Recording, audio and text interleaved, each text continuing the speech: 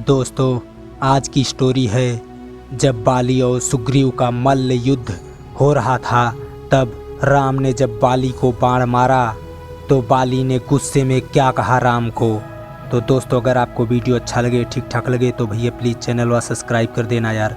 तो वीडियो में आगे बढ़ते हैं। बाली दर्द से कराहते हुए राम कहते हैं, हनुमान इनका बाण निकाल दो, इनकी पीड़ा कम हो जाए। और हनुमान जी बाली का उसके शरीर से बाण निकाल देते हैं और उसको थोड़ा सुकून मिलता है।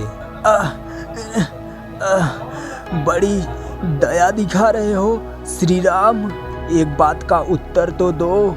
लड़ाई तो हम दो भाइयों में थी, ऐसे समय में छुपकर क्या मेरा वध करना यही आदर्श है आप आर्यों का? मुझे मारकर अपने पुरुषों की सभा में क्या निंदा के पाप नहीं बनोगे? मेरा आपका तो कोई बैर नहीं था राम, फिर किस कारण ये सुग्रीव इतना प्यारा हो गया और मैं आपका शत्रु हो गया? राम कहते हैं, मित्र का शत्रु शत्रु होता है। सुग्रीव हमारा मित्र है।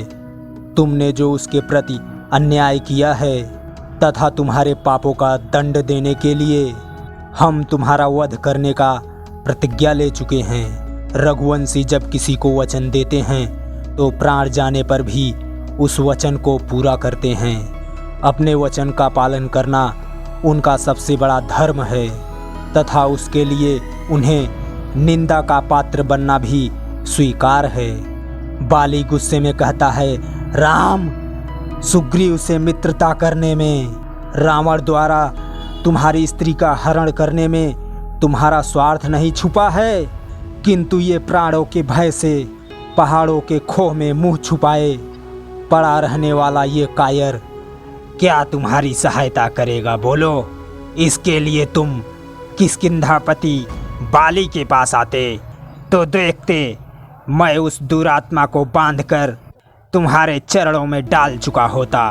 सीता को उसने सागर की तल गहराइयों में, आकाश में या पाताल में कहीं भी छिपा रखा हो, मैं सीता माता को तुम्हारे हवाले कर देता। जिस प्रकार बाली का तुमने क्रूरता पूर्वक वध किया है, उस अनीति को तुम इतिहास के दृष्टि में कभी न्यायोचित नहीं ठहरा सकोगे। जो जन्म लेता है वो अवश्य ही मरता है, इसलिए मुझे मरने का शौक नहीं है। मेरे बाद सुग्रीव को राज्य मिलेगा, वो भी अनुचित नहीं है।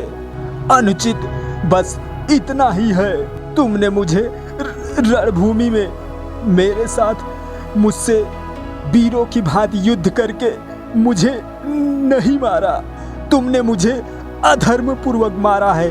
तुमने निरपराध हत्या की है मेरी। तुम्हारे इस पाप का प्रायश्चित राम कभी नहीं होगा, कभी नहीं होगा राम। राम कहते हैं, बानरराज, आज मरणो अवस्था में पहुंचकर तुम जिस धर्म, सत्कर्म और नीति की दुहाई दे रहे हो, अपने जीवन काल में उसी धर्म, सत्कर्म, न्याय और नीति का विचार तुमने सपने में भी नहीं किया। धर्म, अर्थ, काम और लौकिक सदाचार तुम स्वयं ही नहीं जानते हो। आचार्यों द्वारा धर्म के ठीक ठीक स्वरूप जाने बिना ही आज तुम मुझे धर्म का उपदेश देना चाहते हो। मेरी निंदा करते समय तुम मुझे एक अबोध बालक के समान दिखाई दे रहे थे। तुम स्वयं चपल हो और चंचल चित्त वाले। अजित आत्मा मंत्री तुम्हारे बानर हैं। जिस तरह एक अंधा दूसरे अंधे को रास्ता दिखाए, वैसे ही तुम्हारे चपल मंत्री तुम्हें परामर्श देते हैं। तो तुम धर्म का विचार कैसे कर सकते हो? तो तुम धर्म के सूक्ष्म स्वरूप को कैसे समझ सकते हो? धर्म की बात तो दूर रही, तुमने अपने अपरिमित बल के मद में चूर होकर तुमने तो सामान्य लौकिक आचार विचार का विचार भी कभी नहीं किया। बड़ा भाई पिता तथा गुरु तीनों एक समान पूजनीय माने गए हैं।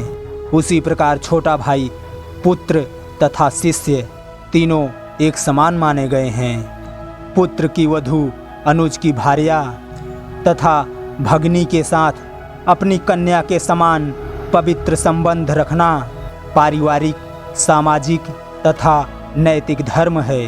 परंतु तुमने किसी मर्यादा का कभी पालन नहीं किया। अपने छोटे भाई सुग्रीव के साथ अन्याय करके बिना किसी दोष के उसे निष्कासित कर दिया और उसके जीते जी उसकी पत्नी रूमा को अधर्म और अनीति से पत्नी की भांति उसको अपने अधीन रखा। ऐसे पुरुष का वध करना ही उसके लिए उपयुक्त दंड माना गया है। फिर बाली गुस्से में कहता है, यदि ये मेरा पाप था तो मुझे दंड देने का अधिकार सिर्फ राजा को होता है। तुम्हें क्या अधिकार था न्याय का भार अपने हाथ में लेने का? राम कहते हैं, अहंकारी बानर, तुम्हें यह विदित होना चाहिए, पर्वतों, वन और कानूनों से युक्त ये सारी पृथ्वी हम इक्ष्वाकु वंश के राजाओं की है। इस समय इक्ष्वाकु वंश के राजा भरत हैं। उन्हीं की आज्ञा का पालन करने वाला और पवित्र इक्ष्वाकु वंश का वंशधर होने वाला यहाँ के पशु, पक्षी, नर सबके प्रति दया का भाव रखने अथवा उन्हें दंड देने का अधिकार मुझे प्राप्त है। धर्मात्मा राजा भरत इस पृथ्वी का पालन करते हैं, आचरण नहीं कर सकता। अतः हम सब उन्हीं की आज्ञा से श्रेष्ठ धर्म में रहकर तुम जैसे धर्म भ्रष्ट पुरुषों को विधिवत दंड देते हैं। बाली, सत्पुरुषों का धर्म अति सूक्ष्म होता है, उसे समझना बहुत कठिन होता है। इतना समझ लो, यदि पापी को राजा दंड दे तो पापी उस दंड को भोगकर निष्पाप हो जाता है। परंतु यदि राजा पापी को उचित दंड ना दे तो उस पाप का दंड राजा को स्वयं भोगना पड़ता है। मनु स्मृति में मनु महाराज ने यही कहा है, हे बानरराज, तुमने जो पाप किया है उसके अनुसार तुम्हारा वध सर्वथा धर्म के अनुसार उसको उचित माना जाएगा। बाली हाथ जोड़ते हुए कहता है, हे दिव्य स्वरूप नरोत्तम, दुष्टात्म और अहंकार के पट मेरी आँखों के आगे से हट गए। मेरी अंतरात्मा के चक्षु खुल रहे हैं, मानो आत्मा ने परमात्मा को पहचान लिया है। आपके अमोद बाण के पीड़ा के प्रमाद में, अज्ञान के आवेश में मेरे मुख से अनुचित वाक्य निकल गए हैं। उसके लिए क्षमा करें प्रभु। आप तो परमार्थ तत्व के यथार्थ ज्ञाता हैं और मैं धर्म भ्रष्ट प्राणियों में अगर्य कंठ हूँ। हे कृपा सिंधु, मेरा अंत मुझे अचेत कर देने वाला है।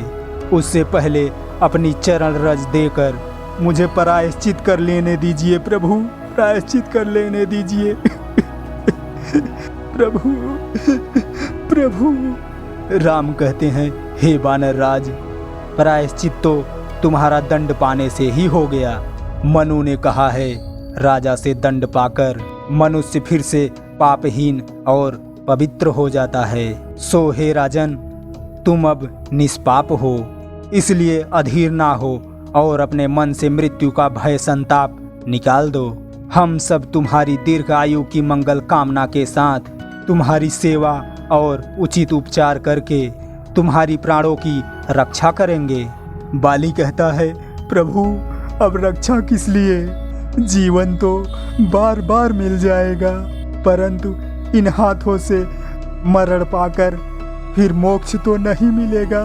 हे राम, ऐसी मृत्यु फिर नहीं मिलेगी प्रभु, फिर नहीं मिलेगी। तो दोस्तों, अब तक का वीडियो आपको कैसा लगा? अगर ठीक ठाक लगा हो तो भैया प्लीज़ चैनल वा सब्सक्राइब कर देना यार।